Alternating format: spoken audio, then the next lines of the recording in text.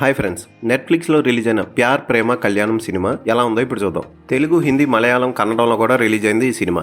ఇది ఒక love story. సాధారణంగా ఎవరైనా పెళ్లి చేసుకున్న తర్వాత తమ తల్లిదండ్రులకి దూరంగా వెళ్ళి విడిగా ఓ సరికొత్త కాపురం పెట్టి వాళ్ళకు ఒక సరికొత్త కుటుంబాన్ని నిర్మించుకుంటారు. వాళ్ళు, వాళ్ళ పిల్లలు, వాళ్ళ లోకం, ఒక కొత్త లోకం ఏర్పడుతుంది. అయితే సోషల్ మీడియా ఇన్ఫ్లుయెన్సర్ అయిన పవి మాత్రం తన కుటుంబాన్ని విడిచి దూరంగా రానంటుంది. అప్పుడు ఆ పెళ్లి కొడుకు ఏం చేసాడు అన్నది మిగిలిన కథ.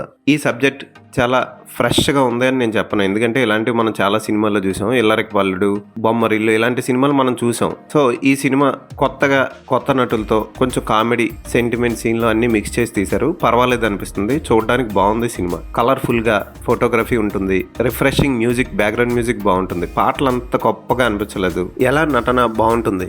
దుబాయ్లో చేసే జాబ్ వదిలేసి రావడానికి అతను పడిన కష్టాలు బాగుంటాయి. అలాగే యోగిబాబు కామెడీ, ముఖ్యంగా హీరోయిన్ పవిత్ర పాత్రలో సాన్వి మేఘన చాలా బాగా చేసింది. ఇప్పటికే ఈ సినిమాలో చాలా బిట్లు అంటే మీరు ఏదో అనుకుంటున్నారు, అవి కాదు. సినిమాలో చిన్న చిన్న బిట్స్ని ఇన్స్టాగ్రామ్లో, ఫేస్బుక్లో సర్క్యులేట్ చేస్తున్నారు, మీరు చూసే ఉంటారు. ప్రీ వెడ్డింగ్ ఫోటోషూట్ ఇవన్నీ బాగుంటుంది ఈ సినిమాలో. సరదాగా ఫ్యామిలీతో కూర్చొని ఎంజాయ్ చేయొచ్చు.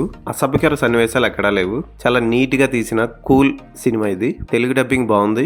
టైంపాస్కి ఓసారి ఈ సినిమాని చూడొచ్చు. రాధిక పాత్ర ఆకట్టుకుంటుంది. అత్తగారంటే ఎలా ఉండాలి అన్న ఫీలింగ్ కలుగుతుంది మనకి. సరదాగా టైంపాస్కి ఈ సినిమా చూడండి.